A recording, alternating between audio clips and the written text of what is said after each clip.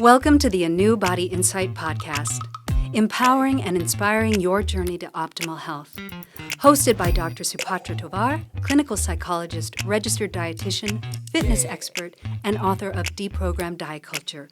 Rethink your relationship with food, heal your mind, and live a diet-free life. And Chantal Donnelly, physical therapist and author of Settled, How to Find Calm in a Stress-Inducing World. Here at City Club Los Angeles, we follow our guests' journey to optimal health, providing you with the keys to unlock your own wellness path. Tune in and evolve with us. Hello and welcome to the ANEW Body Insight podcast at City Club Los Angeles. I am Dr. Supatra Tovar. And I am Chantal Donnelly. We are very excited to have Chief Sexinista and Intimacy Coach Tiffany Yelverton here with us today. Thank you for having me. I'm so excited to be here. I'm going to read a little bit about Tiffany, and then we're going to get right into our questions. Tiffany is the founder and chief sexinista of Entice and Sexy Survivors. She is known in the wellness world as the sex toy scientist and orgasm guru, as she is also an expert on chemicals and toxins in the sexual wellness products. She believes that orgasms can change the world and that if everyone had more orgasms, we could have world peace. And I agree. Her goal is to close the pleasure gap between the sexes and empower women how to embrace their sexual power. She loves to help couples connect so that they can fully support each other and experience blissful intimacy throughout life. Through workshops, events, speaking engagements, coaching, and consultations, Tiffany helps both men and women feel sexier in and out of the bedroom. For over 20 years, Tiffany has immersed herself into learning adjacent to the top sexual medicine practitioners in the country to extensively learn about the anatomy of human sexuality and sexual pleasure. She continues to embark on new experiences to bring provocative knowledge to make it a sexier world. She is active with NAASAS, the National Association for the Advancement of Science and Art in Sexuality, STEM, Sex Therapy, Education, and Medicine, PFSM, Pelvic Floor Sexual Medicine, Women's Impact Council, OC, and the Women of Sex Tech. Welcome, Tiffany. Thank you. Those are a lot of alphabets. There are a lot of little acronyms in there and things. Yes. So glad to have you on. We are really excited. Sex is one of my favorite subjects. Mm-hmm. I think Esther Perello is my spirit animal. I love her. So I'm really excited that you're here. And Mama Gina, too, my other spirit animal. So what about Dr. Ruth? We got Dr. Ruth. Dr. Ruth. God, you're dating yourself there, Supatra. Well, she's awesome. Was. Supatra used the term orgasm guru and sex toy scientist. I'm a little jealous. I really want those titles. But I'm really interested in finding out what inspired you to get into this sex wellness field and become this sex tech scientist, which I think means that you make sure that toys don't have toxins and chemicals, right? I'm really hoping you don't tell me my rabbit is toxic, but we'll get into that later, maybe off to the side. So just what inspired you? Really interesting. So I've always had a really open mind towards sex, and it's always fascinated me with how it affects relationships, how it affects how we show up in the world. And I always just thought I had a high sex drive and that I wanted more sex. But when I was in my first relationship, I realized I wanted better sex. And I didn't even know what that looked like. Because growing up as women, we get different messages than men. We get all the consequences that are going to come with sex, where men get all the pleasure. I was like, we don't learn about pleasure as women. And so I went out to teach every woman that they can have great orgasms with themselves or with a partner. Mm-hmm. When did you get into the field? I've been in business for 13 and a half years officially, but prior to that, probably 10, 15 years before that, I really started my research when I was in my early mid-20s. Well, tell us about that. So once I had gotten out of that narcissistic relationship and realized that there was nothing wrong with me and that I had never had an orgasm, I thought I was the only woman in the world that was like that. And when I started talking to other people and reading more than just Cosmo magazine and romance novels, I found that it's pretty common that most women don't have an orgasm just from penetrative sex alone. But, Hollywood would have us believe otherwise. And when I had that first orgasm, literally the first thought was like, why wasn't this taught? And we could have more peace because you're so much happier. And I noticed right away that my confidence soared and I felt different about my body. I used to weigh 100 pounds, almost less than I do now. And I was super self-conscious, really afraid to wear shorts, change clothes in front of anybody, all that. But now that I orgasm regularly, I love myself. Oh, I love that. I think that that's so wonderful. And you just mentioned that, orgasms make you feel peaceful. And you said that orgasms have the power to change the world. Give us a picture of that. And why isn't everyone having more orgasms? Why is there not world peace? Well, for tens of thousands of years, women's sexuality has been dampered in all countries, continents, religions, and societies. And because sex is power, and when we take that away from women, then we take away their power. And so, if you really look at what happens when you have an orgasm, your body chemistry changes, your mind chemistry changes. You have all these endorphins and neurochemicals and hormones racing through your body. It's really hard to be in a bad mood after that. And then it creates a ripple effect. You're nicer to the next person in line at Starbucks or wherever. You're nicer, and that rubs off and creates a more happiness in the world, more joy without being so uptight. I think the quintessential is, when someone's agitated or upset, what do we say? We say they need to get laid. Well, and do you feel like that is more of the case for women than it is for men? Do men have more orgasms than women? Oh, absolutely. Absolutely they do. I mean, I think some of the stats, these aren't exact, so don't quote me, but it's a huge differential between when women, even in their last partnered sex act, if a man orgasms or a woman does, 80% of women about don't orgasm from penetration alone. And I would say, most men orgasm on a regular basis when they're having partnered sex. And then just from the shame, masturbation is talked about with men from teens age up. And women, we don't get that education. And I think it could really change the way that young girls feel about themselves. I feel like masturbation is sort of cool for guys and not to be talked about with women, right? So one of your missions is to close this gender gap, this pleasure gender gap. What are the sort of misconceptions between the differences between the sexes, and what can we do about it?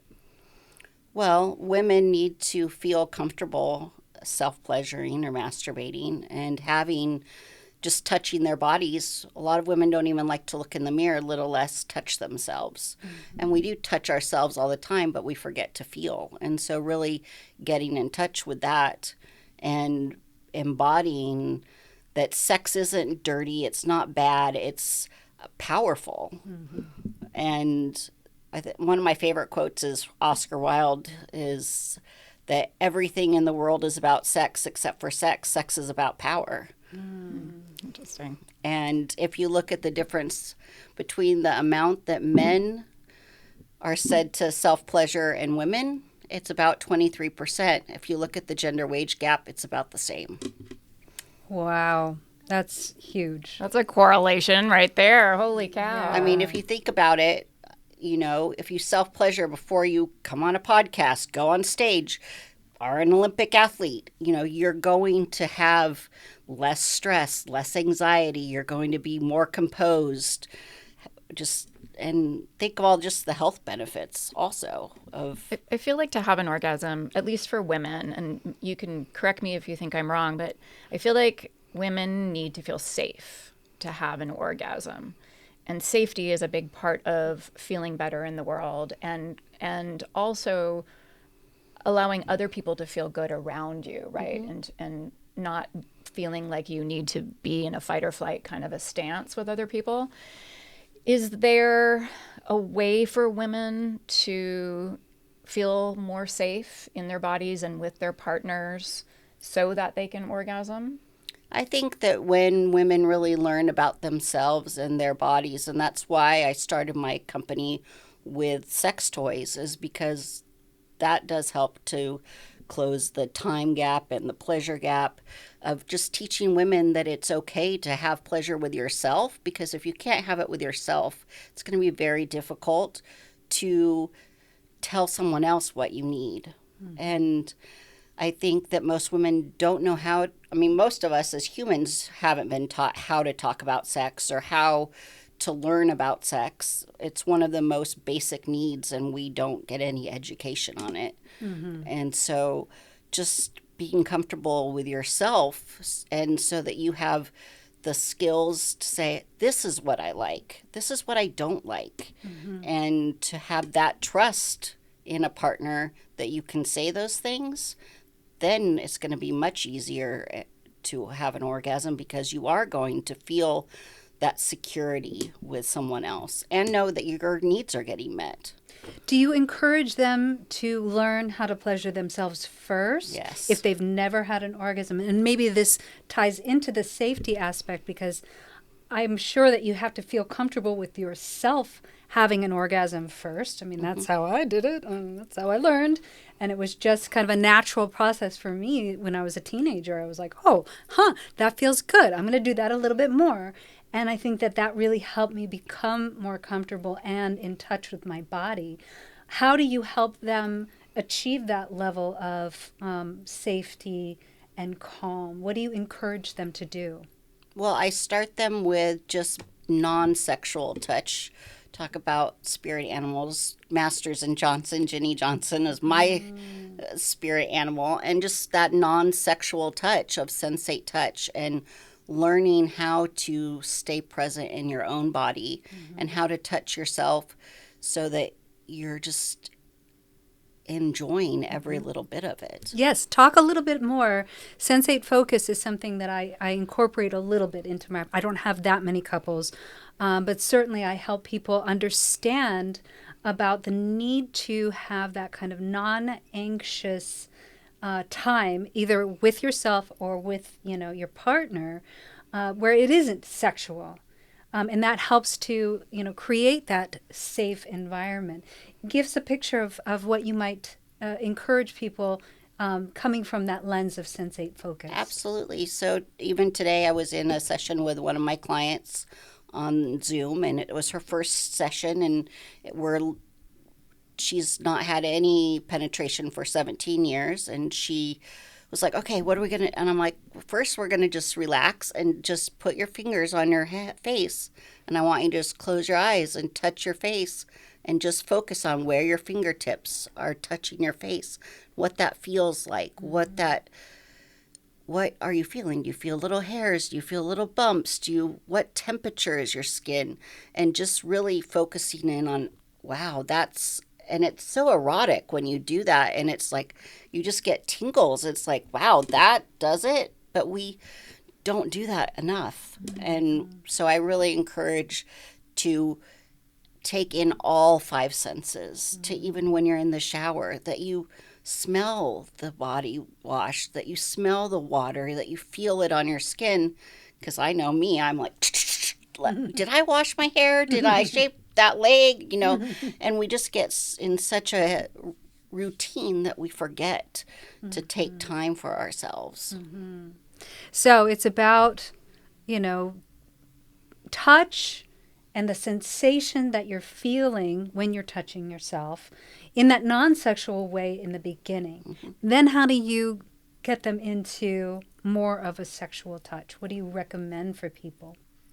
Then they can move from, going down their whole body to their breasts, to their inner thighs, to their genitals, and just gently, there's a lot of shame around our bodies from what society said, religion has told us, you're lucky you found your happy spot and everything, but so many girls have been shamed for doing that, and then they don't know what to do after that. Like, oh, well, I was always told not to, or, religious doctrines are very detrimental, I think, to a lot Or of Asian them. mothers. I was told not to, and I did it anyway. Ha ha.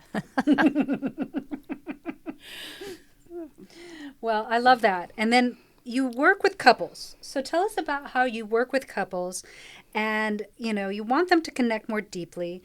So what are the key strategies you recommend for them so that they can increase their intimacy? Do you take them step by step? Do you do sensate focus with them? I do have them do it each themselves first, and then I have them do it on each other. I take them through a protocol I've developed so that they can learn how to communicate how they like the touch. Even, some people would say, oh, touch me softer, but what does that mean to you? So having them hold hands and touch and say, oh, that feels good, that doesn't feel so good, because softer is different to everyone. What does that really mean? And have them just spend time. Usually we start with taking sex off the table because they usually have to build that trust back up. Most of the couples I work with have been married 20, 30 years or more, and they really usually have so much pent-up resentment from things that have happened that they need to rebuild that trust before even getting into bed. It's interesting because the mindfulness piece, that awareness piece with the touch, is what allows them to calm their nervous system in that moment, so they can relate with each other in the moment, instead of all of that past resentment that's piled up and all of that couple stuff, right? All that baggage that we get. So that's really kind of a nice way to get them into the present moment, get them calm, and then you can work with them. It's great. Yeah. And we kind of jumped ahead and got away from the toys, so I do want to go back to... I want to talk about toys. I want to talk about No, toys. let's talk about toys. So when I was putting together my company, I had gone to a pleasure party with some coworkers, and I was like, this could be done so much better. And the products that I had purchased broke right away. And I noticed that in my toy box, they were changing color on each other. And I thought, if they're doing that in a box, what are they doing in my body? Oh, no. And that's when I did some research and found out that chemicals that were outlawed in children's toys aren't outlawed in adult products because they're novelty. So kids can't put them in their mouth, but we don't want to do any tests, anywhere else. So we'll just ignore it. But we're putting some of those chemicals are the most toxic chemicals that we know cause liver, kidney, brain damage, endocrine disruptions. And we're putting those in the most absorbent part of our body. Oh, my goodness. And so I've curated a line of products that are all body safe, non-toxic, medical grade. How does someone find that line if they're interested in looking up your... You can go to enticeme.com and everything's vetted. Even I vet my manufacturers if they own their own facilities or if they do third-party manufacturing. I vet them and make sure that they have complete control from raw material to end product, because they are novelty items, so they don't have to have truth in labeling. They're not FDA approved, so it could say it's 100% silicone and it doesn't have to contain any silicone.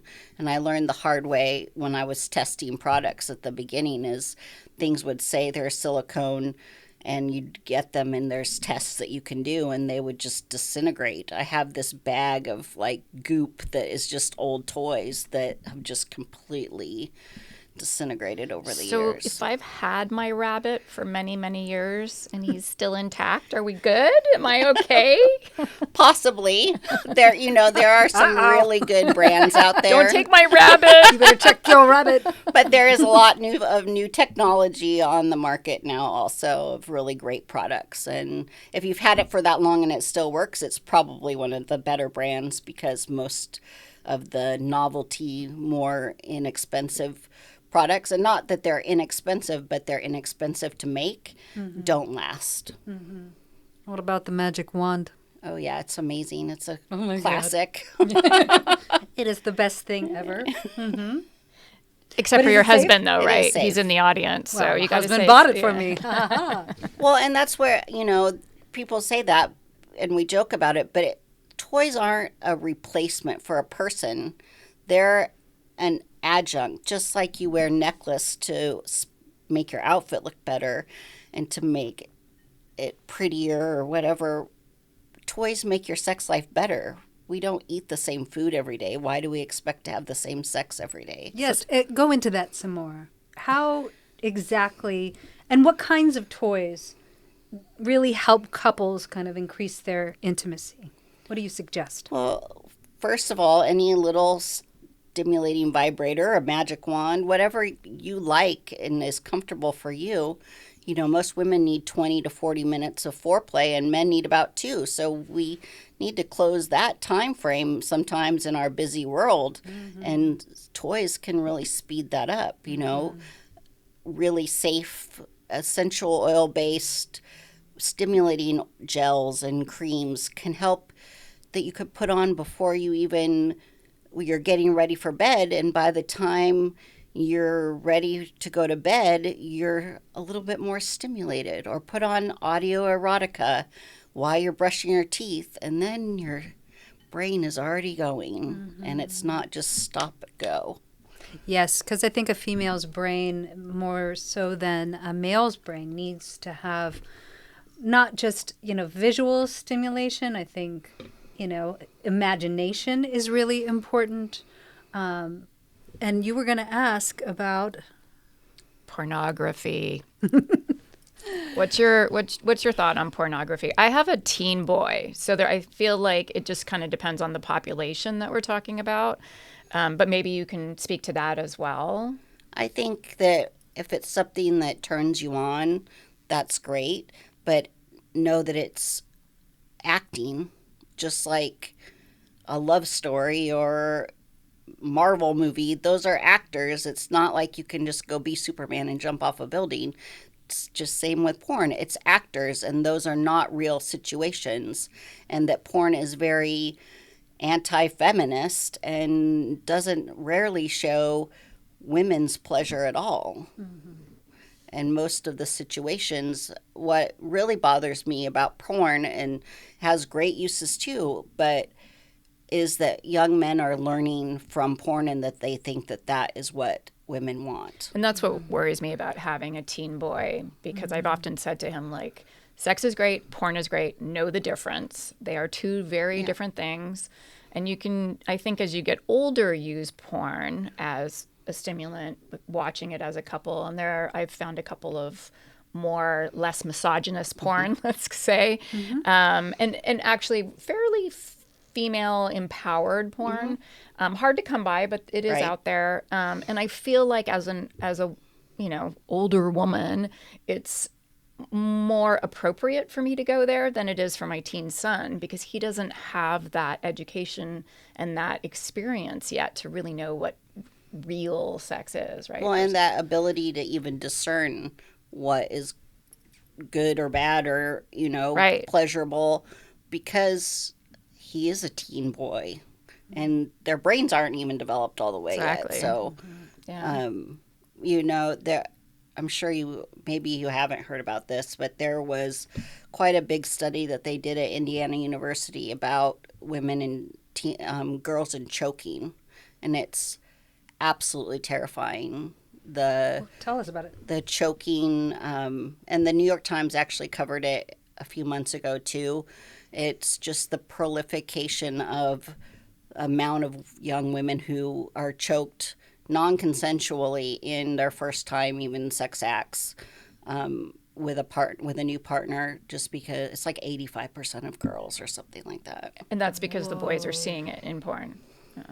And thinking that that's what they want, and girls think that that's what boys want, and so then they go along with it. It's Wow, I had no idea. That's so frightening. yeah. So we, it's just know that it's not real. That's they're prepped for a long. It's not just like they're going at it. It's acting, and that we can't take it as that's what is real. But I do think that there are some female-run Oh yeah. pornography companies that are really just, creating content for a woman, because I don't think most women even like to see penetration in a sex film. I think that they like to see kind of the overall picture, and not necessarily like the super close-up that you might. Yeah, right there. I don't think people like to. That's what I actually like to see. Yeah. But I just like little clips. I don't need the whole story. Like, I just want to see the little GIFs or more black and white too. That's just my personal opinion. But yes, make love, not porn, is great. It's a female-driven Cindy Gallup site that you can even send in your own movies, and it's real. And then if you send them in, you get paid based on how many people buy it and rent it and all these things. There's some really great companies out there with new feminist porn and female-focused and pleasure-focused porn. Wow. Well, Yay. We're going to get a lot more into that, but we are out of time for this half of the podcast. Yes, thank you everyone for joining us. Tune in next week where we are going to do the second half of our interview with intimacy coach Tiffany Yelverton. I'm super excited for the second half. Thank you. Thanks for tuning into the ANEW Body Insight podcast. Please remember, the content shared on this podcast is for entertainment purposes only and does not constitute medical advice. You can find us anywhere podcasts are streaming, on YouTube at my.anew.insight and at anew-insight.com under the ANEW Body Insight podcast tab. Follow us on our socials at my.anew.insight on Facebook, Instagram, TikTok, and Threads for more updates. Tune in next time and evolve with us.